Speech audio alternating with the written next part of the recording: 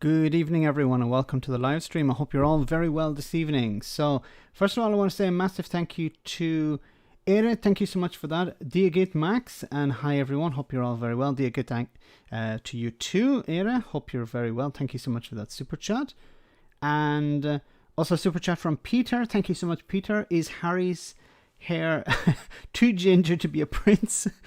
I think most of us have probably heard that rumor that Diana may have had an affair with a guard, a red-headed guard, royal guard, and maybe Harry is not actually Prince Charles's real son. So he looks nothing like Prince Charles anyway. So, of course, we're going to talk about Piers Morgan.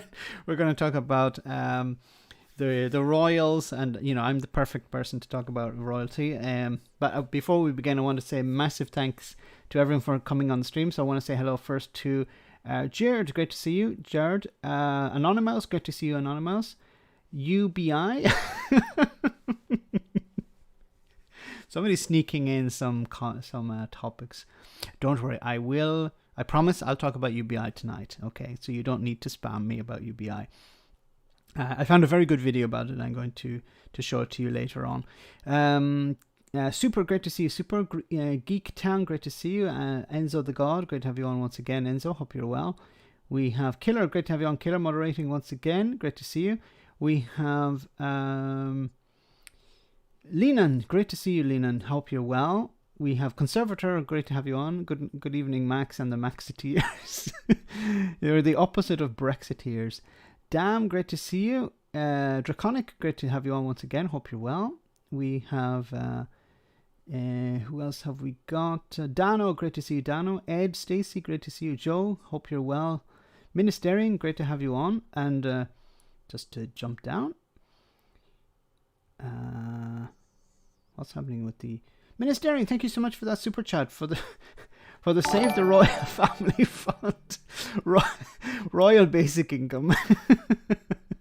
How much would a Royal Basic Income? A lot more than £1,000 a month for sure. Thank you so much for that, Ministerian.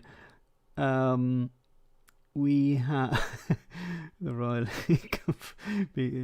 Income Fund. We have Joe Green, great to see you. FSM is the dog, great to have you on. Lady EH, great to see you. Tiny Demolition Lover, hope you're well. Great to see you once again. We have Raz, I think I'm saying it right. Raz, great to have you on. Glasgow Kiss, great to see you. Hope you're well. We have Geraldine Doyle, great to have you on. Bogdan, great to see you once again. Hope you're well. We have Garth Dunn, great to see you. FSM, I said already. The Crazy Harry Dunk, great to see you. Daruma, great to see you. Abolish the Monarchy, I agree 100%. Thanks, CGM, great to see you. Hope you're well. We have Mahun, great to see you. We have Bejan, great to see you. Or Bejan. Giorgio, great to see you. Wow, we're up to 343 viewers already. That's amazing. Crash Dummy, great to see you. So many people. So I'm going to have to Pale Horse Inconsequential, Magister, Anthony C. So many people. Okay, apologies. I can't say hello to everyone because we're just so many people on the stream tonight. So we have a super chat from Brian. Great to see you, Brian. Thanks very much for that very kind super chat. Save the Royal Mankini Calendar Fund. Perhaps, no, would it be interesting for people to see Prince Andrew in a Mankini? Maybe he has appeared in a Mankini, but God knows where that was. I'm not going to mention it on the street tonight. Thanks for that, Brian. UBI, will you be talking about me tonight? I will UBI, or will I be talking about Universal Basic Income? Thanks very much for that super chat. Very kind of you. So yes, I promise I will be talking about UBI later on. I'll try and fit it in, I promise. Unleash the hamsters. Reagan Elite, great to see you. Hope you're all very well tonight, and thanks for coming on. Remember, guys, to smash or touch or Universal basic dividend. That's interesting. Smash that like button. Get more people on the stream. Last week we're up to 400, 500 viewers. So it'd be great to do a bit higher than that tonight. The horror. Long live the Queen. Freddie Mercury lives. Yes. We don't mention Andrew and his friend. No, we don't mention Andrew and his friend. Okay, so I want to start off with, I'm not sure how this stream is going to go tonight, because I was planning to talk about Brexit and some other things, but of course these issues pop up at the last minute and catch me off guard. So here we have this story from The Independent. It says, Piers Morgan storms off Good Morning Britain after Alex Beresford condemns him for trashing Meghan Markle. Now, I think this is a case of Piers Morgan looking for attention. I think he feels put aside. He feels, oh, look at these people are, I don't know, stealing his limelight in some way. Bloody Piers Morgan. Look, I'm no fan of Piers Morgan, but I think he's useful. He's extremely good at holding politicians to account. That's his one and only redeeming factor. But when it comes to celebrities, it comes to the royal family, I think he's terrible. The way he's such a sycophant for the royal family is just disgusting. So I think he sees his role as somewhat self-appointed crusader for the royal family. Jim, thank you so much for that super chat. Royal Mancini Fund. Manquini Fund. So you want to see Her Majesty the Queen in a mankini. Okay. Maybe back in the day, but not today, please. We have, it's a family show. But the idea that he marched, he stormed off Good Morning Britain, I think perhaps he has something else lined up, or he's doing it for attention. It's not his style. Thanks again, Jim, for that super chat. So I don't think it's his style to act like a snowflake. He's the one who's always criticizing young people for acting like snowflake. They want to be treated with respect, but they don't want to leave their parents' homes and stuff like that.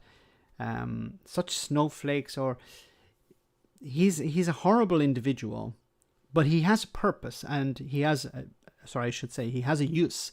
He's very good at holding Matt Hancock to account, much better than the leader of the opposition, Keir Starmer, unfortunately. But this whole thing, I think he feels put aside. I feel he feels how can I say, ignored when it came to the royal family, when it came to the situation with Harry and Meghan. They didn't invite him to their wedding. They didn't give him probably as many interviews as he wanted, or any interviews. I think Harry gave him an interview, Meghan gave him an interview. I don't even follow half of this stuff, so I'm not the best person to comment on it. But he's a useful idiot. Yes, he's good at holding politicians to account. That's good. That's his job. But when it comes to defending the royal family, it's horrible. He was basically saying that we shouldn't be criticizing the royals for alleged racism or verbal or psychological abuse, because the Queen is old and Prince Philip is in hospital, or has just come out of hospital. I'm not sure if he's still in hospital or not. He's useful, but Ash Sacker should put a hat in the ring to replace him. Yes, definitely. She would be fantastic as a replacement. Bye-bye, Hacker-in-Chief. FSM is the dog. Thank you so much for that super chat. UF Central Committee. Hey, Max. Hey, hope you're well. My good friend Piers Morgan, tomorrow's first video. Fell horse. I'm getting a bit of stick for those. My good friend. So I try to be sarcastic, when I'm responding to Andre Walker or Jeff Taylor. Although I feel deep down, perhaps if you met them outside the sphere, the YouTube sphere, maybe they're not that bad of people. Maybe.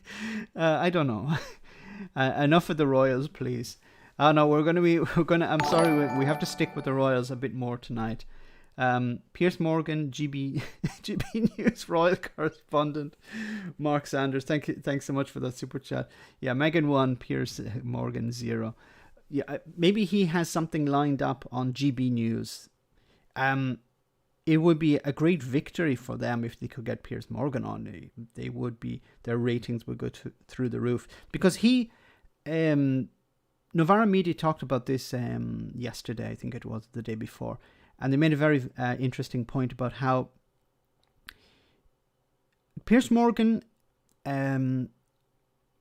he speaks to a certain section of society, normally older or middle-aged or older people, who are tired of hearing about young people who are woke or young people who are snowflakes or Glasgow Kids, thanks so much for that super chat. Ask Mr. Potato Head how much of a snowflake Piers is. Ask Millie Dowler's parents how much sympathy he deserves too. Very good point. Piers Morgan is an opportunist, and he looks out for himself. He was a narcissist and an opportunist. The way he was hacking. He was in I can't say too much, but he was involved in that phone hacking, it seems. The way it was to hell with the victim, to hell with the victim's family. Let's get some dirt. Let's use whatever tools we have in order to spin a story, in order to sell newspapers. That's the type of person he is. I think the racist is Camilla. Wow. That's interesting. How about Anne Whittingham to replace Piers Corbyn? Sorry, Piers Corbyn. What am I saying? Piers Morgan. No, Piers Corbyn is a different person. Piers and Nigel. Oh my God, that would be disgusting. Hi, Boomer. Boomer Rage, great to see you on the stream. Hope you're well.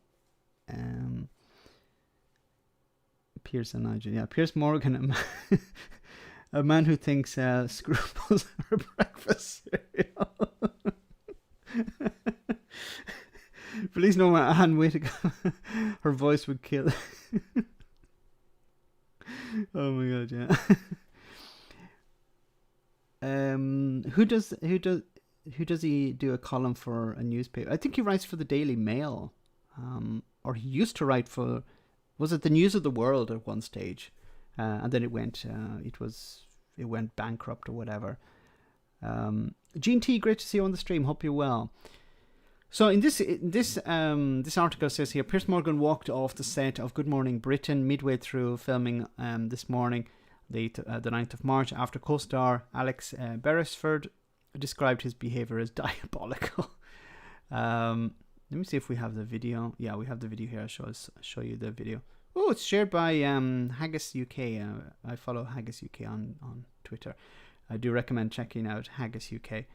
The presenter faced heavy criticism for his remarks about Prince Harry and Meghan Markle.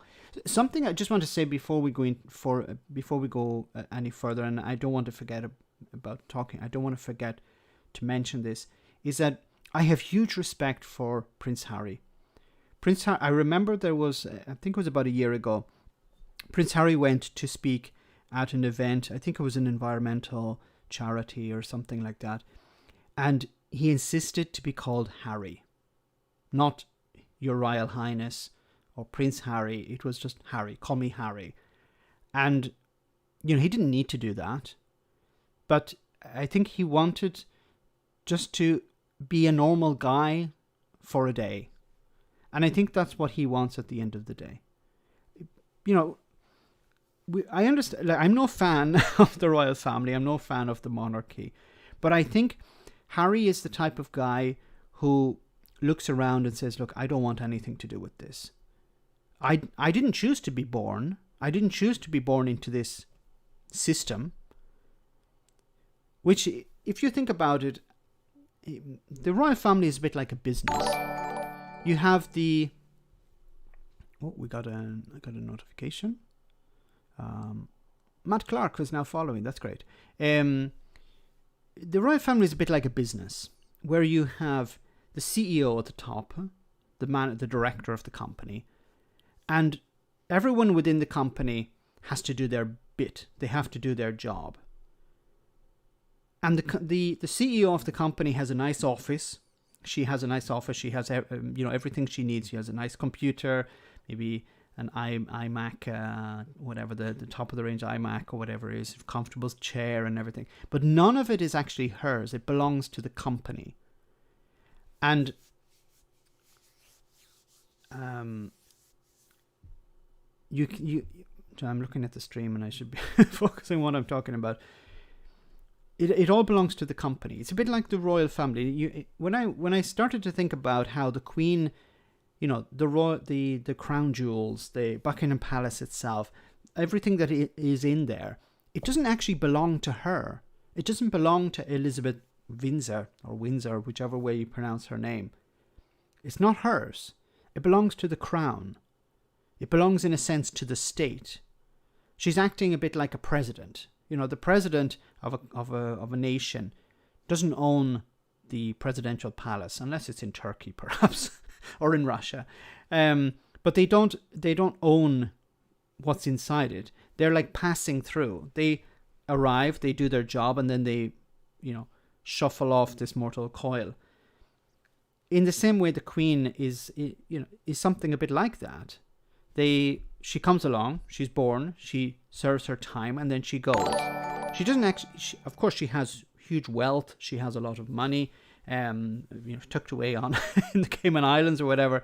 But he lost his title by that stage, Max. Aaron, I don't understand your comment. Thanks very much for that super chat. He lost his title by that stage. Yes, by that time, yes. I think...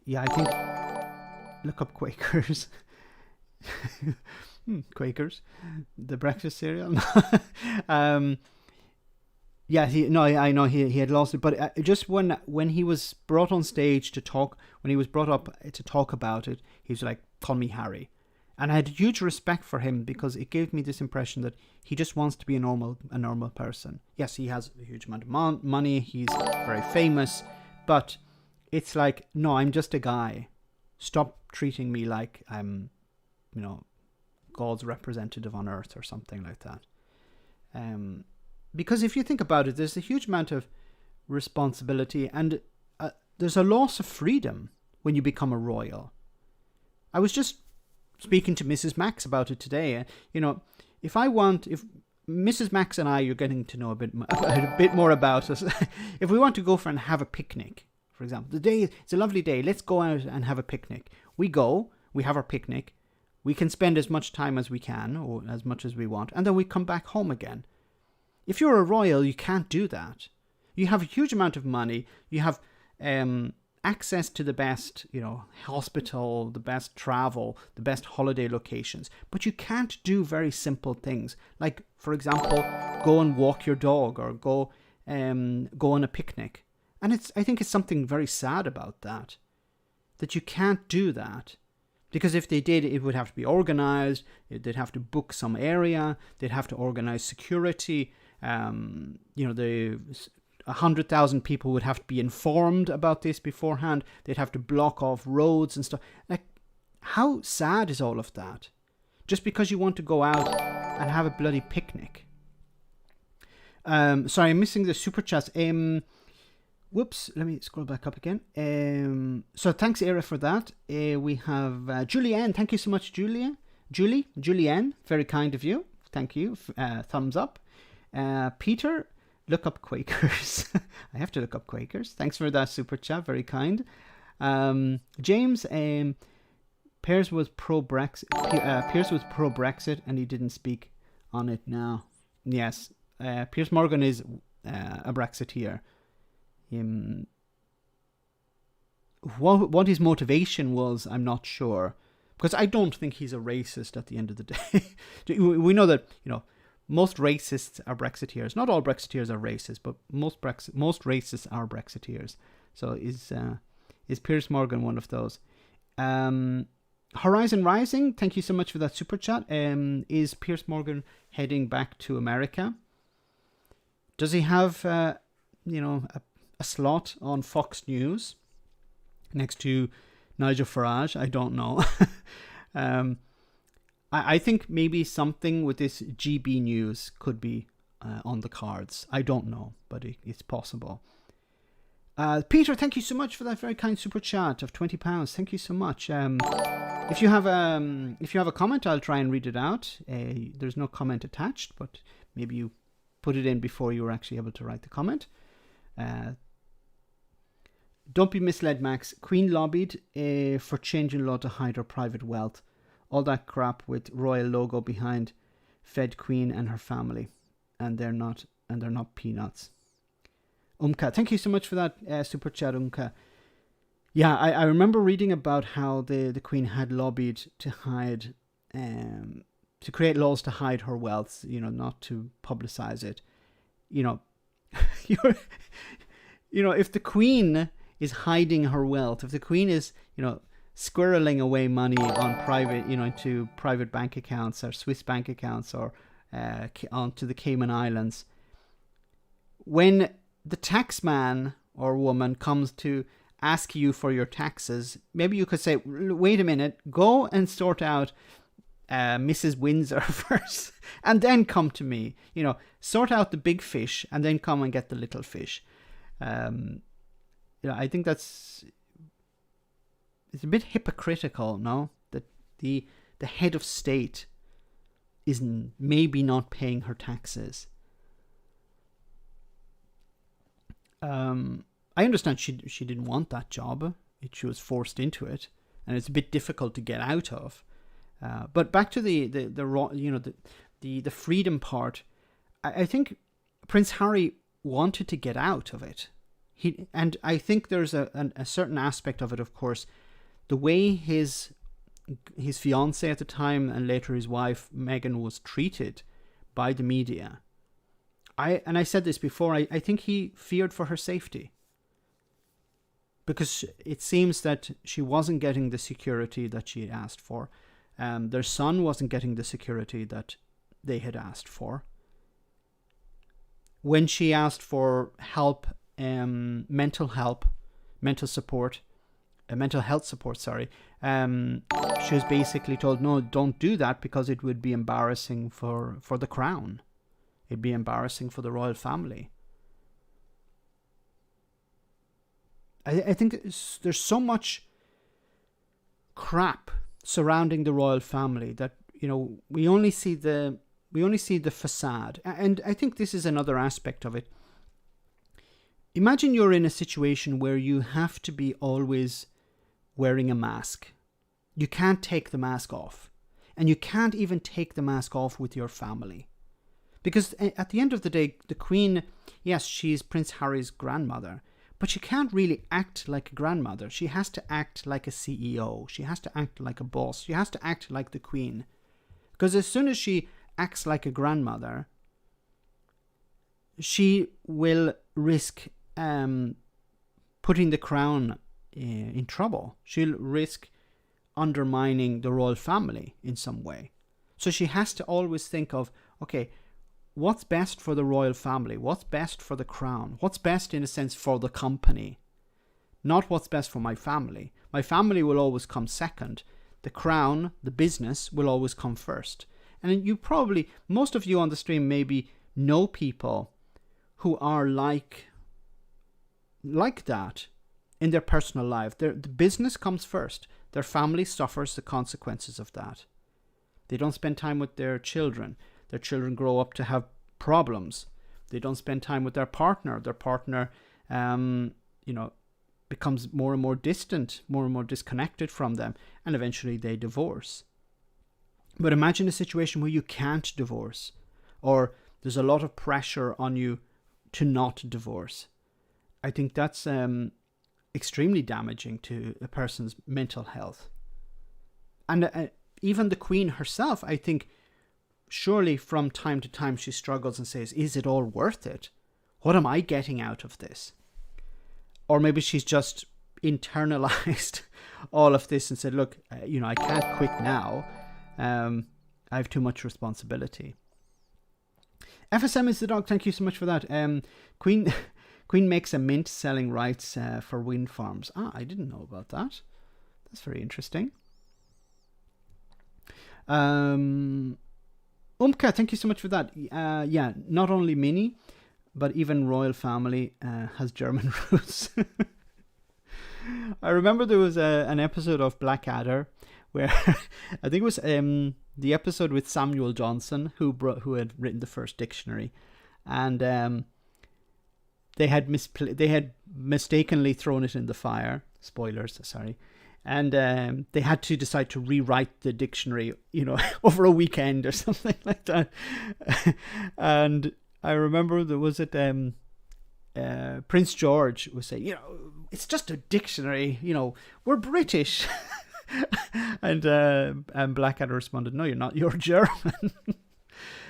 Anyway, that was a really nice episode. I think it was C for contifibularities, I think it was. A fantastic episode. They don't make them like those anymore. Anyway, so let's have a look at Piers Morgan walking off Good Morning Britain. You've probably already seen this, but it's worth watching it again. She's entitled to cut you off if she wants to. Has she said anything about you since she cut you off? I don't think she has, but yet you continue to trash her. Okay, I'm done with this. No. Sorry, no. Sorry. So, do you know what? That's pathetic. You can trash me, maybe, not mine. No. I'm being... Sorry, can't do this. I thought Piers Morgan didn't like snowflakes. Can you imagine if one of Piers Morgan's guests had walked off like that? He'd be like, you're a snowflake. Why are you running away? Don't be such a coward. Absolutely diabolical behaviour. I'm sorry, but Piers spouts off on a regular basis, and we all have to sit there and listen. 6:30 to 7 o'clock yesterday was incredibly hard to watch. Well, he's right.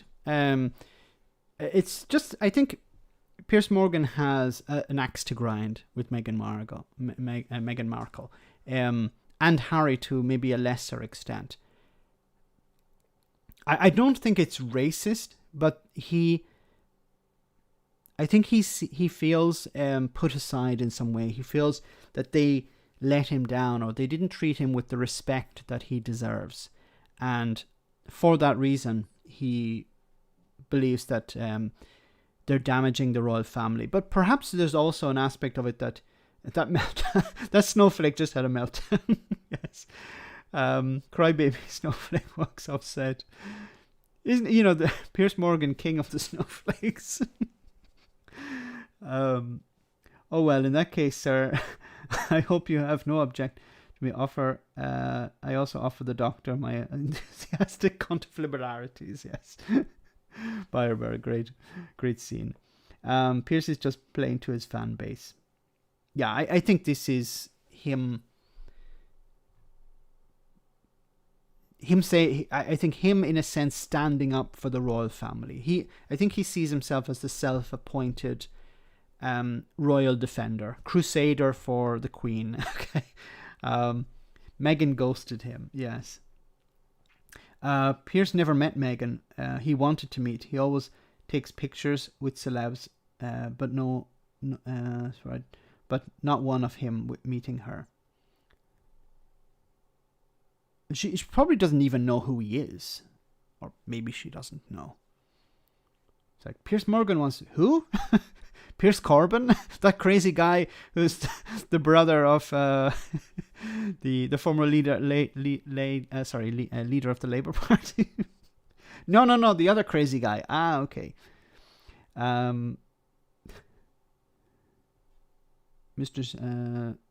He's just another bigot. UBI. UBI. Okay, let's move on.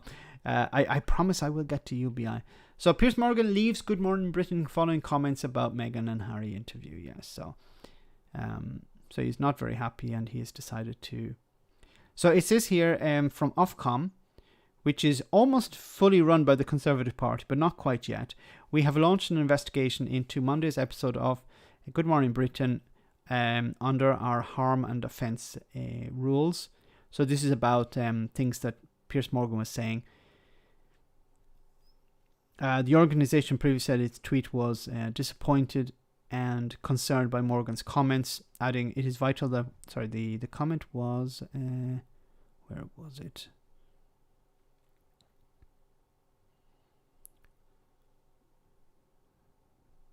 I don't remember the actual comment that he'd made. People to appreciate the responsibility of royal. Thank you so much, James, for that super chat. It's a huge responsibility, but you should be able to get out. That's the thing. You should be able to leave. The comment that was made was about he didn't believe that she had felt suicidal. That was it, I think. She had said that she had suicidal thoughts, and he said that he didn't believe her. You know, who is he to say whether he believes her or not? Like, anyone who says that, it takes a lot to say that. People are not saying it to get attention. If somebody's saying it, they mean it. And who is Piers Morgan to challenge whether she meant it or not? He's in no position to challenge whether she meant it or not. He has no way of understanding what's going on inside her head. I think he projects his own feelings onto people and thinks, I'm such a terrible person, and I think other people are terrible people as well. And I'm not trying to blow my own trumpet here, but I feel I'm almost the opposite of that. When I look at Boris Johnson, I try to find some humanity in him. I think maybe Boris is not that bad. Maybe he's just a bit messed up, but deep down, he cares about the NHS. He cares about ordinary people. Surely he's not that bad. And then I get proven wrong. I'm a bit like maybe James O'Brien, who, James O'Brien comes from the Christian point of view, like, turn the other cheek, and there's maybe a little bit of good left in everyone. Some people have no good in them, and unfortunately you have to get a little bit older and wiser to understand that. I want to show you this video from Sky News. This was dropped just a few hours ago, and it says here, Buckingham Palace breaks silence over Harry and Meghan interview. Once again, Boris is not human, Max. He's just what was it? I love the description of Donald Trump. You could almost apply it to Boris Johnson as well. Cream cheese injected into a suit. That was a description of Donald Trump, actually. But cream cheese injected into a suit with a piece of dog fluff on the top. That's Boris Johnson. Anyway, let's see how the royal family are responding to this, so Buckingham Palace in particular. Right, so we have just received a statement which Buckingham Palace says issued on behalf of Her Majesty the Queen. The statement says, the whole family is saddened to learn the full extent of how challenging the last few years have been for Harry and Meghan. The issues raised, particularly that of race, are concerning. While some recollections may vary, they are taken very seriously and will be addressed by the family privately. It goes on to say that Harry, Meghan and Archie will always be much loved family members. Now, I'm also being told, as some background to all of this, that at the heart of this actually is a family, and I think as the media we're being asked to give the family some time to discuss all of give the family some time to go, okay, who was it and how do we get them to shut the F up? Was it Prince Philip? No, it wasn't Prince Philip. I'm surprised it wasn't Prince Philip. It seems like the sort of thing that Prince Philip would say. Conservator, thank you so much for that. Does this have any impact on normal people? Probably not so much. But, you know, it's a valid point you're making here, valid question. And it's a difficult question for me to answer because I have put a lot of it. No, I haven't put a lot of effort into this for tonight. But does it impact normal people? In a sense, yes and no. Because if it actually brought down the monarchy, it would have a huge impact on ordinary people. It would change people's approach to, I think, if the monarchy collapsed, the British public would look at the likes of Jacob Rees-Mogg in a very different light. Unfortunately, a lot of people... I should stop looking at the stream, at the chat, because...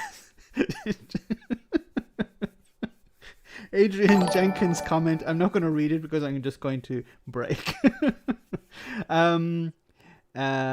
Gathrock, thank you so much for that super chat. When people dismiss others' feelings of depression, it often leads to suicide. Yes, unfortunately, that is the case. Because it actually reinforces what people are already thinking about themselves. If somebody is suicidal, they have a very low opinion of themselves at that moment.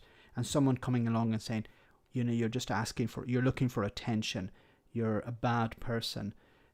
It just reinforces that in their mind. We seem to think of people. We seem to think of people like who have a lot of money and wealth. That like, how can these people be depressed? Depression is not something that chooses individuals according to their wealth or according to their status. It can hit anyone.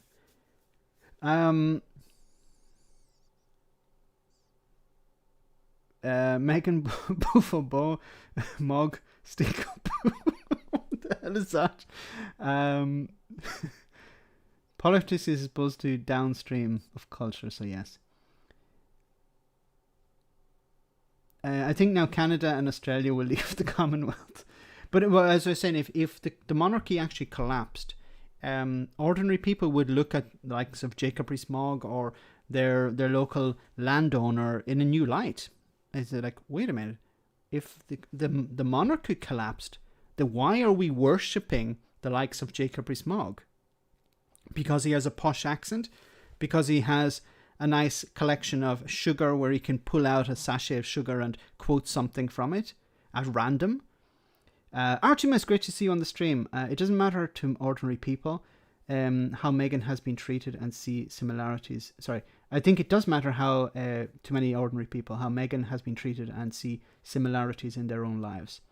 How they themselves are treated by bullies, misogynists and racists, etc. Yes. I think she... can we move on to Brexit, COVID or UBI? Okay. I promise we are moving on. But I think she does, in a sense, she connected ordinary people to to royalty, in a sense. She more than Diana did, because Diana actually came from royalty as well, not royalty, but from the aristocracy as well. We get this sort of impression that Diana was, you know, a commoner, but she was definitely not a commoner. But in a sense, Meghan is a bit more like a commoner, a regular person. She's not an aristocrat. She had a lot of money before, but okay, boomer age and UBI. We're moving on to UBI. Oh my God. Okay, to satisfy people, what I'm going to do is I'm going to talk about UBI, and then we'll move back. Before the break, we're going to talk about UBI. So let me bring up... I want to show you this video, and then we're going to move on to non-UBI things. See, I listen to the audience. That's me. I'm not like Piers Morgan. So what is UBI? Hey, everyone's happy now. I'm talking about UBI. So what is UBI? So UBI is Universal Basic Income. I want to show you this video from MSNBC. It's not a perfect video, but it does give you an impression of how UBI can be beneficial. Now, it's full of mistakes, and there are a lot of problems with how the UBI was carried out in this video or in this particular program. But it does have a happy ending, and we're going to see how it's beneficial to people. So Anthony C, thank you so much for that super chat. Piers Morgan suffers from royal throne envy every time he reaches out for the Charmin wipes at the end of the day. That's true.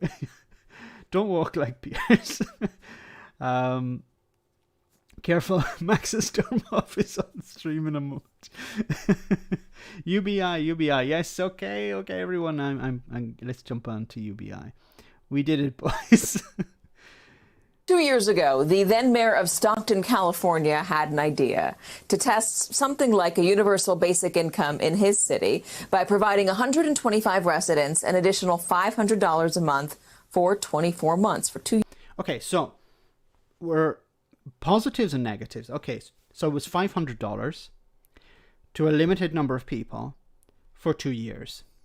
Now, that's not really a UBI, because a UBI would be probably more than $500. Look, there isn't a standard. It could be anything, but I think $500 is a good starting point. There have been other experiments around the world where it was like $200 or $150 or something like that, which is not, you're not going to get the proper analysis of how UBI would work if you do it that way. So $500 is not perfect, but it's a good starting point. The problem is also the 2-year time frame. 2 years is good. It's better than 1 year. It's better than 6 months. But people know that it's going to end. So they're not going to act. They're not going to... If $500 isn't much. No, it's not. It's better than nothing. It's better than, $150 or $200. But it's not a bad starting point. Of course, nobody could say, okay, I'm going to give up working on because I have $500. It's depending on where you live, unless you own your own home and you have something. I don't know, if you live out in the sticks or something and you live on $100 a month or something. I don't know. So it's not a perfect starting point, but it's better than nothing. And it's a problem also is 2 years. 2 years is too short. But it's not. Sorry, I should say 2 years is not long enough. 2 years, we've seen experiments where it's like 6 months or a year. That's way too short. So it's not bad, but let's see how it went. 2 years. No strings attached, no work requirements, no one-time checks. Just send people the money every month for 2 years. So here's what happened. People who received the money were twice as likely to find full employment than those who did not. They showed lower rates of anxiety and depression. Lower rates of anxiety and depression. Because if one of the reasons many people have anxiety is because they're afraid, can I make it to the end of the month? Can I make it to the end of the week? Bills are piling up. I'm trying to cut costs. How can I, for many people, it's a choice. Poverty, at the end of the day, for many people, is a choice where they have to say, do I feed my family or do I pay the bills? And sometimes they say, no, I have to feed my family. So the bills come second. And then that cascades into other problems where the bills pile up. Then they have to say, do I pay the rent or do I pay the bills? And then for example, the power is cut off. And if the power is cut off because you don't pay the bills, to get it reconnected, you have to spend more money than the actual bill itself. And, poverty has a huge impact on people's mental health. Mark Sanders, thank you so much for that. Did Ronnie Cower MP reply about the UBI discussion? I don't think so. I think I reached out to him. I think I sent him a message, but I'll check again. Sorry about that, Mark. It's been I remember you had suggested it, and I think I had sent him a message on Twitter. So I will check it. Let me double check that. Ronnie, let me write it down. My quill and parchment, on my quill and parchment. Just write there again. Ronnie Cowan MP. Okay. Because it's important for me to speak to somebody who has, more knowledge than I do on UBI. I'm passionate about it, but I don't know all the negatives and the consequences of it. It's better if there's somebody who has a much better understanding than I do. Like, I'm a fanboy of UBI. Okay, so I'm probably overlooking pen and paper. I'm probably overlooking things that the experts would say, no, that's actually not possible, or no, that's not a good idea. And the vast majority of the money was spent on food, retail, utilities, and car payments. Car payments seem to be a very popular way of spending UBI. And it makes sense, because what are the things that you put off? Many times, car payments or car repairs, or you say, okay, I have the oil light has come on in the car. I need to change the oil, but I don't have the money. I'll, keep my fingers crossed and continue for another few miles to hope that the light switches it off itself, or maybe I can continue. Do you want my autograph, Max? As you're a big fan. Yes, I do. The check is in the post. And then now I lost my train of thought. What the hell was I saying? Now I got distracted. Sorry. Yeah, car repairs. So, you put off certain things that you think, okay, I can put it off for a bit, put it off for another week, put it off for another month. But if you have a bit of extra cash and you say, look, I need to sort out the car, because if the car breaks down, I'm going to be in deep doo-doo. So, you go and get that fixed straight away. You need a car in the USA, though.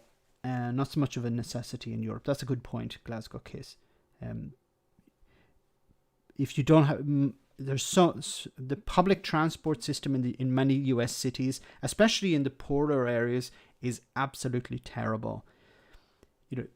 It's a sort of terrible situation where if you want to have good public transport, you need to live close to the center of cities.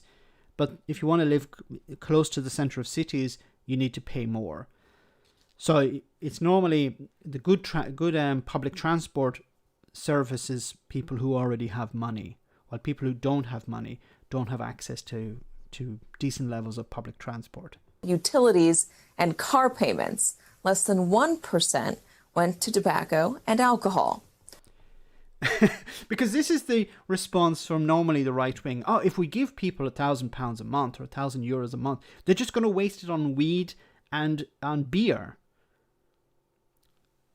Some of us will, but most of the time, if you have bills to pay, you're going to pay those first. If you have rent to pay, you're going to pay that first. You're not going to you're not going to put yourself in a position where you're struggling, although you have your UBI. Darren, thank you so much for the super chat. Each month, Patreon is cheaper than super chats. Thank you so much. Yeah, that's true. Damn YouTube, taking half my money. More UBI, more super chats. Joining me now is the man behind that plan, former mayor of Stockton, California, Michael Tubbs. He's out today with new findings from that 2-year experiment. Mr. Mayor, it is so interesting. First off, just tell me who qualified to get that $500 a month. The qualifications were simple. You just had to live in a zip code at or below the city's median income for a household of $46,000, which means that there's folks in the program that made more than $46,000 and folks who made less than $46,000. And that it's not exactly perfect universal beer income. This is another problem of saying, okay, you needed to reach a certain criteria. It wasn't a very strict criteria, but it still was a criteria which sort of defeats the purpose of a UBI. Not completely. It's a minor problem. Brian Griffin loves his weed. So it's not perfect, this experiment, but it does present some pretty good results. The idea was to show how this policy helps everyone, that everyone could stand to benefit. And it seems very prescient, particularly given what we've seen recently with the economic fallout of COVID-19. COVID-19 should have been the moment where we said we need to have a UBI. A UBI would be a perfect response to COVID, because you would say to people, stay at home. You don't need to come into work. You need to stay at home. But I need to work because I have to pay bills. Here is £1,000 a month. Here's $1,000 a month. You stay at home. It's a perfect tool for dealing with the pandemic. Because one of the problems with the pandemic is that we have people going out to work. And they shouldn't be. They should be isolating. They should be staying in their homes. It would actually help limit the spread of the pandemic if we had a UBI. It's almost a silver bullet to a lot of problems. Homelessness. Give people £1,000 a month. They're able to rent a home. Unemployment. Give people £1,000 a month. Crime. A lot of people, fall into crime because they're desperate, because they have no income. They see somebody carrying out criminal behavior and making a lot of money out of it. If you give people money, then there's no incentive. 12 Ken, thank you so much for that super chat. Very kind of you. One of the, I guess if you were just looking at this at face value, one of the surprising outcomes was that unemployment went down. Full employment went up among those who were getting that extra money. Why is that happening? Because if you have somebody who's working 3 jobs because they need to work 3 jobs, and this person decides, well, I don't need to work 3 jobs. I only have to work 1 job. Maybe it's full time, or maybe it's even part time. But that would mean there were more people available to do other jobs. Or you can't work full time because you need to look after your kids, or you have other responsibilities. If you have this extra money, you can say, now I can work full time. Because sometimes full-time employment is not enough to pay the bills. We used to have a situation where people, and this is in a funny sense, I remember somebody talking about this recently. The Simpsons. Look at the Simpson family. Homer is the breadwinner.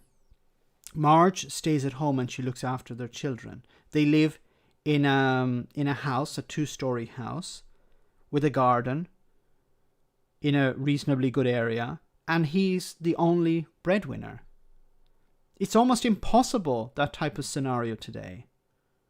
Most people with a family, they need both parents are working, not working just one job, but working multiple jobs in many cases. A UBI would free up people to, one of them to work full time, or to stop working 3 or 4 jobs part time, just to pick up the hours. It would revolutionize industry and employment. Panda, thank you so much for that super chat. American here, great to have you on. Off topic, but can you explain the failure of Jeremy Corbyn with Brexit? We'd need a stream for that. I'll just jump into it very quickly. Jeremy Corbyn is a Brexiteer. Jeremy Corbyn supported Brexit. Jeremy Corbyn supported Brexit from the left-wing point of view. He believes, I think he still believes that. He hasn't come out and refuted it, rejected the idea. He supported Brexit from a left-wing point of view. He believes that the European Union is too liberal. It should be more left-wing. And there are people on the far left who are no fans of the European Union. They actually wanted the UK to leave the European Union. And I think, in my eyes, he saw an opportunity for Brexit where the Brexit would be a disaster. He still wanted it, but he wanted Brexit to be a disaster for the Conservative Party. They would be kicked out and he would ride in on a white horse and he would save the day. And he actually saw Brexit as so much more of a distraction to than the reality that it is, that it's the hugely damaging experiment that has, what can I say, set the UK back 50 years or even more. And he saw it as a distraction. He saw it as something, just to ignore and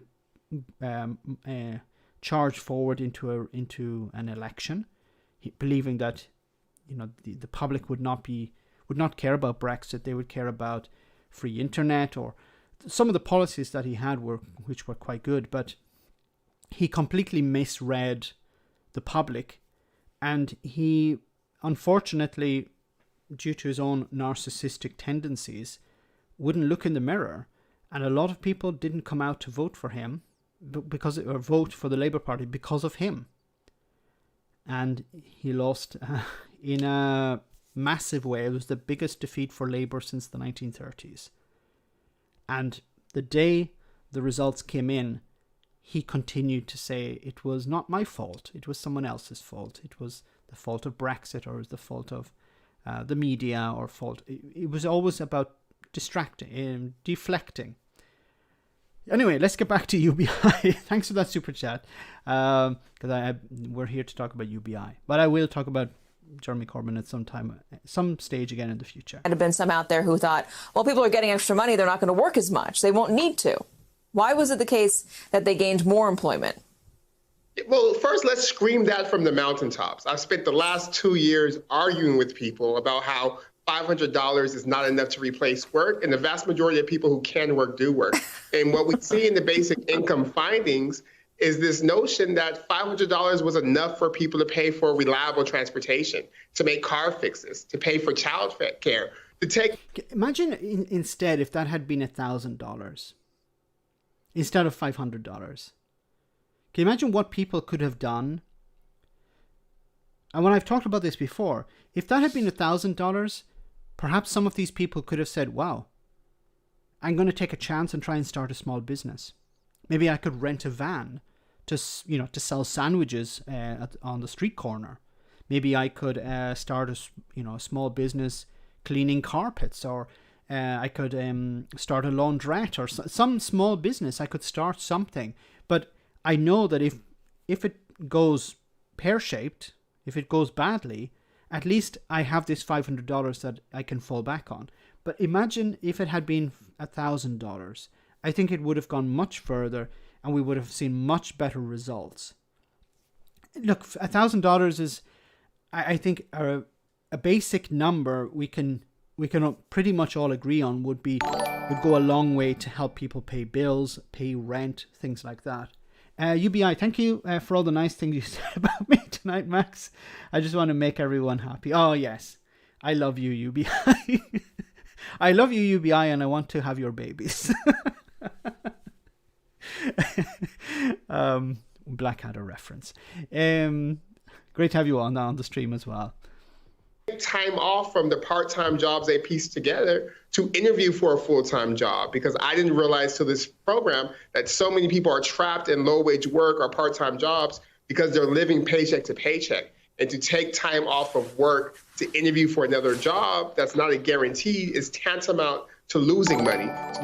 That's a very interesting point. So if you're working paycheck to paycheck, if you're working very unstable, if you're doing a very unstable job, and there's a risk that you might lose it if you arrive late or whatever, you're not going to go and look for, spend time doing job interviews because there's a risk that you might lose your job. You don't have the time to dedicate to looking for another job. So if you actually have this $500, make it even better, $1,000, then you have the scope, you have the time availability to look around for something a bit better. I think a lot of people who are against UBI want to keep the public in a sort of slave, a wage slavery. It's better to keep the poor because they're desperate, and they'll do whatever you want if they're desperate. If people have security, then they're no longer desperate. and you can't control them in the same way.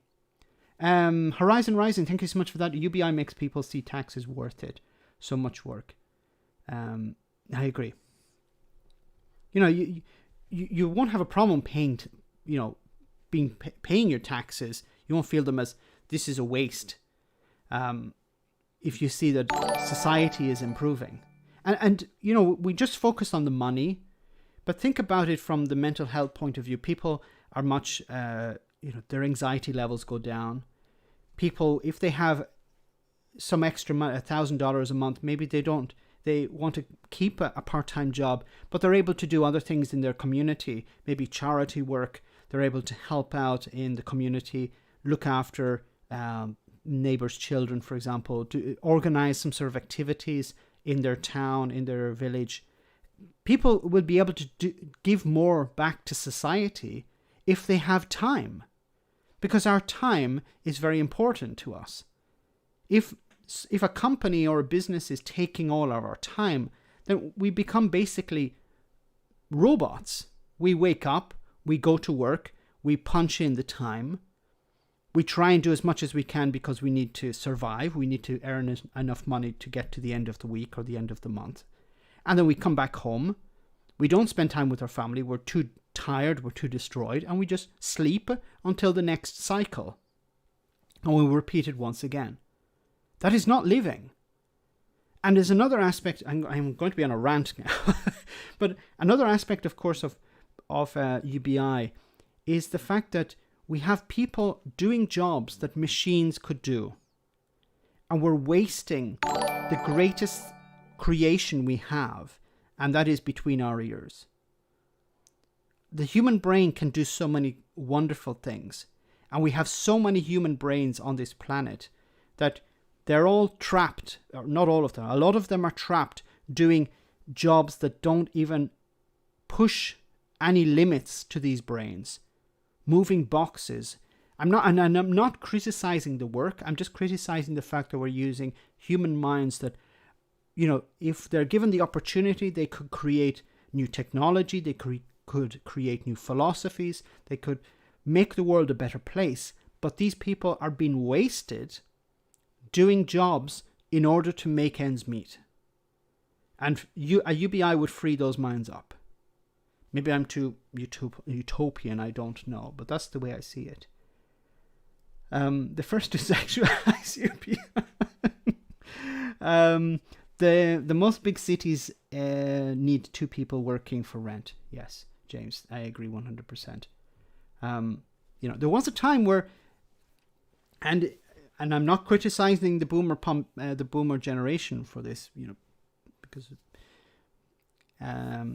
but they had, during their period, during their time growing up, a lot of them were able to buy a house on a wage, on a normal wage, on a worker's salary. They were able to buy a house. Young people today, and include Generation X, Generation Z, they don't have that possibility now. That passed them by. It's much more expensive. Most young people today are renting because they can't get on the property ladder. And by not being able to own your own home means you're constantly paying rent to someone, and half your salary is going away in rent. And at the end of a year, 10 years, 20 years, you have nothing. And I'm not criticizing renting. I'm just saying that it's a reality of life.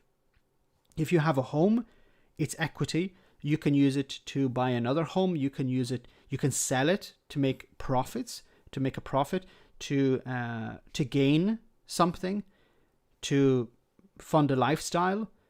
But if you don't have that, it's much more difficult. I'm missing the comments. I don't want to miss those. Mixed people. Okay. Ken M, thank you so much for that super chat. Very kind of you. Don't want to miss any of your super chats. Okay, let's continue. $500 allowed people to be entrepreneurial and bet on themselves. I'm so excited for those findings, and I don't want to have a single argument again about people not wanting to work. Can we sit on that for a moment? Because that is such a salient point. The idea that when you were given extra money and not told how you can spend it, not told you can only spend it on this or only spend it on that.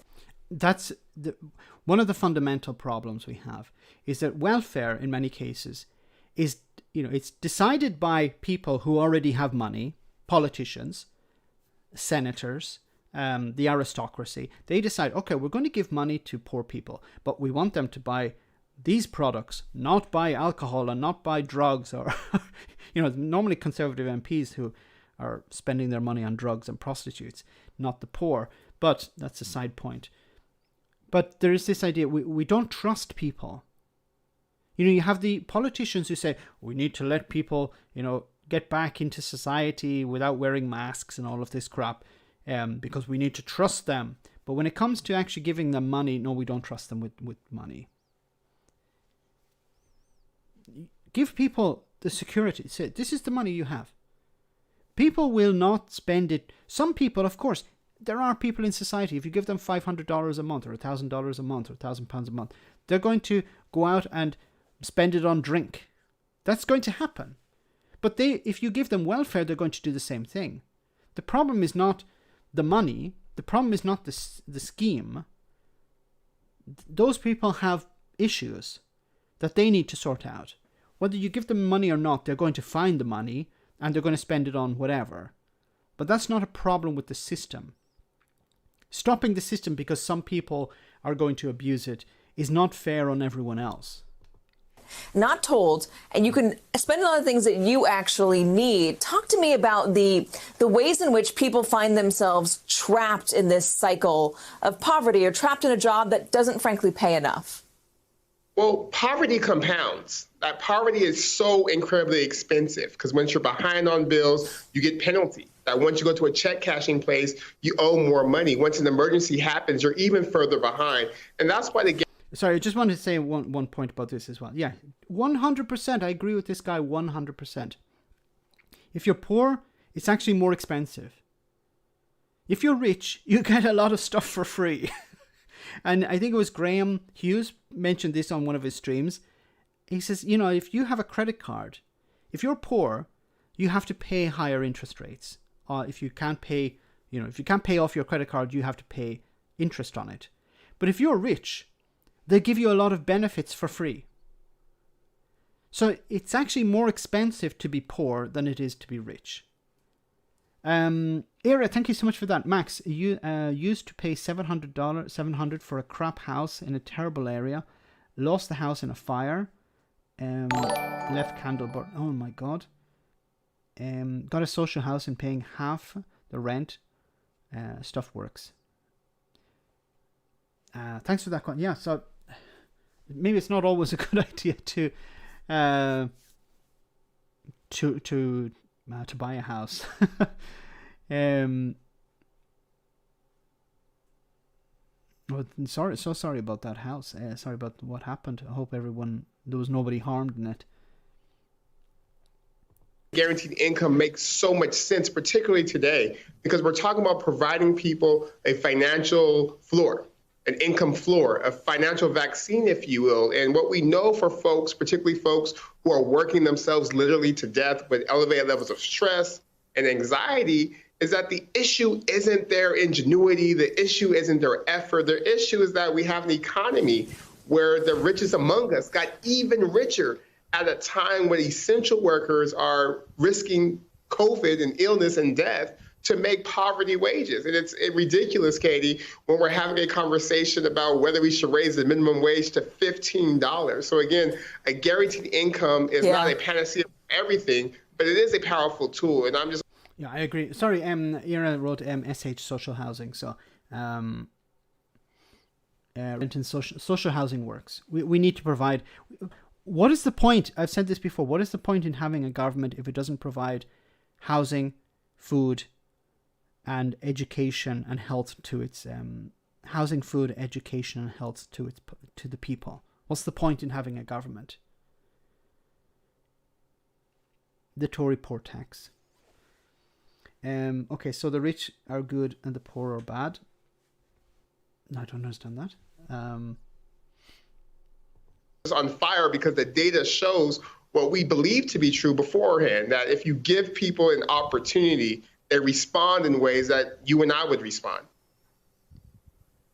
So one other part of this study really stuck with me. I'm pregnant. I've got an almost 2-year-old, and I know what it's like to be super stressed out. And so I'm pregnant. I've almost a 2-year-old. How pregnant are you? Sorry, I think she means that she's pregnant and has a 2-year-old. To not want to take that out on my kid. Here's what the report says. Parents articulated newfound time and ability to engage with their children in small but normal rites of passage that generated dignity and quality of life. Watching TV with my kids instead of yelling. I can breathe and do homework with them. Take your kids to the movies. Be able to say yes to the ice cream instead of no. My kids have always heard no. And of course, this is another aspect of it, the social aspect of it, where if you can spend time with your family, you can have a better relationship with your family, and your family will turn out to be better people. I'm not criticizing people who have to work and don't have time to spend with their family, but we know that if children growing up have more time with their parents, they turn out to be better adjusted to society. James, thank you so much for that. A loan is 3 times more interest rate today. That's another point, yes. It was much easier to get a mortgage or to get a loan in the past. It's much more difficult today.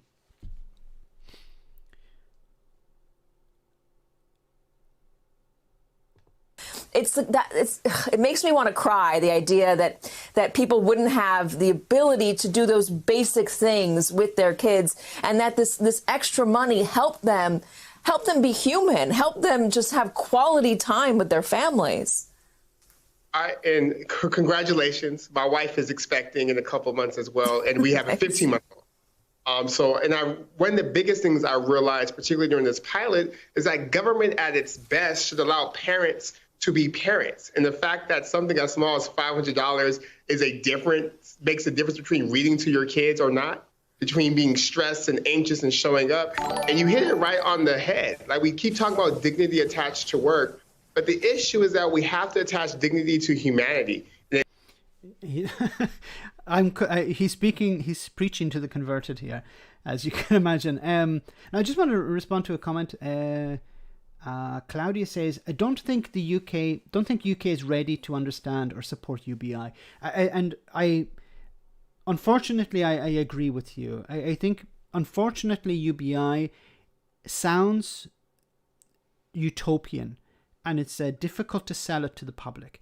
I think moving forward, those of us who want to sell UBI, we need to find an approach. We need to find a way of promoting it. Because if you tell people, we're going to give you £1,000 a month, or we're going to give you €1,000 a month, the immediate response is always, how are you going to pay for it? And what? That's insane. Why would you give people £1,000? So the reaction is always negative, and it takes a lot to overcome that. And I'm not a great speaker, but I think we need someone within the UBI community who's good at speaking, who's good at laying out responses to these challenges. Because I'm passionate about it, but I'm not good at responding to questions, I don't think. But we need someone who is. Because we need to push this forward, and the sooner we have a UBI, the better. We're going to see a sea change in people's lives. It's going to be good for people who have the UBI, who need it, and also it's going to be good for people who don't need it. They'll be able to give it away to charity, for example. They'll be able to spend it on things that maybe they weren't going to, spend it on anyway. Like, for example, a problem with the rich is that they hoard a lot of money. If they're receiving £1,000 or euros a month, maybe they're going to spend it in the local community, give it away. Organize some sort of fund for the local community. If they're getting something for free, they're more likely to give it away than if they quote unquote work for it. Rob, thank you so much for that super chat. You're all very kind tonight. Mayor Mike Tubbs is no hero. He sold his soul to the devil by endorsing Mike Bloomberg in 2020 Democratic primary. Oh no! Wow, that's really. Tom Lydon says that. That's quite. Yang Gang 2024. You would imagine somebody who's fully on board with UBI would endorse Andrew Yang, but that's quite disappointing. Look, this guy, he's presenting something that has worked. It doesn't matter whether he supported the right politician or not. I think it would benefit UBI if he supported a politician who supports UBI as well. The income floor allows people to be human. We are not put on this earth to work all the time and that's it. We're put on this earth to be in relationship with our peers, with our partners, and with our children. And the most important job in society is the job of parent. And a guaranteed income sort of also pays for that unpaid labor that mostly women do in terms of caregiving. Oh my goodness. Joshua, thank you so much for this. Oh my God, that's unbelievable. Joshua has sent $500. Here's your UBI, Max. I've been watching your videos for a while, and you are the first I turn to learn what's going on with my fellow cousins across the pond. Hopefully, you'll be able to get rid of Boris Bell. Wow, that's so unbelievable. I don't know what to say. Thank you so much. Wow. What the actual, yes. I don't know what to say. That's unbelievable. I'm really touched. I'm grateful. I'm really grateful for that.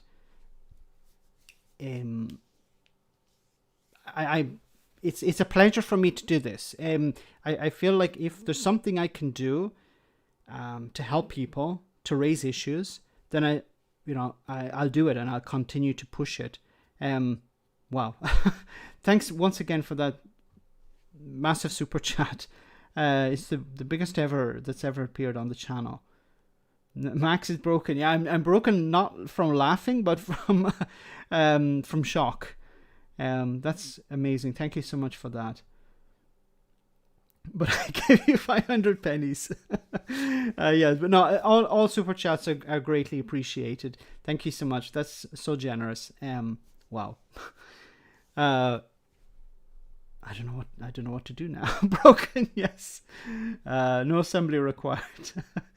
Wow. Okay. Thank you so much once again. Very, very, very kind of you. And child rearing. So I think it's inciting for people in the pilot, but also depressing that we don't have that writ large for the nation, because there's so many parents who want to do these things with their kids but can't because they're working and working and working and still falling further and further behind. It helps the kids to have the parents spend time with the kids. And before you start saying, well, don't have kids if you can't afford them, the replacement rate in this country for population is on the decline. And if you want your seniors, or when you are a senior, to have Social Security and all the benefits that you work toward paid for, you kind of need to make sure the population stays at the same rate. Former mayor of Stockton, California. I'm not sure what she's talking about here about the population. I think it's somewhat unrelated to UBI. It's actually Josha. I hope I'm pronouncing your name correctly. Thank you once again for that. It's amazing. The population aspect is more related to automation and the loss of jobs, that we need people working today in order to fund pensions. We need people working in the past to pay for pensions in the future, something like that. Or young people today are paying the pensions of older people today. And as the population gets older, we have fewer younger people working. But a UBI is unrelated to that, because a UBI would replace a pension. So you wouldn't actually have to worry about having, growing the population in order to pay pensions. because you could carry out. So how would we pay for a UBI? Thank you very much, Helen. Thank you very much for that super chat. Does that mean treats for the hamsters? The hamsters will be receiving the hamster equivalent of caviar. I know. I don't know. What do hamsters consider caviar? Wow, this is an amazing super chat tonight. End capitalism, universal bonus income. Everyone have a great night. Everyone have a great night. Mrs. VSN, thank you so much for coming on the stream. Wow. But in relation, once again, just to finish on UBI, I think we have to move towards it. We're going to move towards it at some stage. There's going to be a lot of resistance. The resistance may be from people who are actively resistant to UBI, who understand that it's going to, in a sense,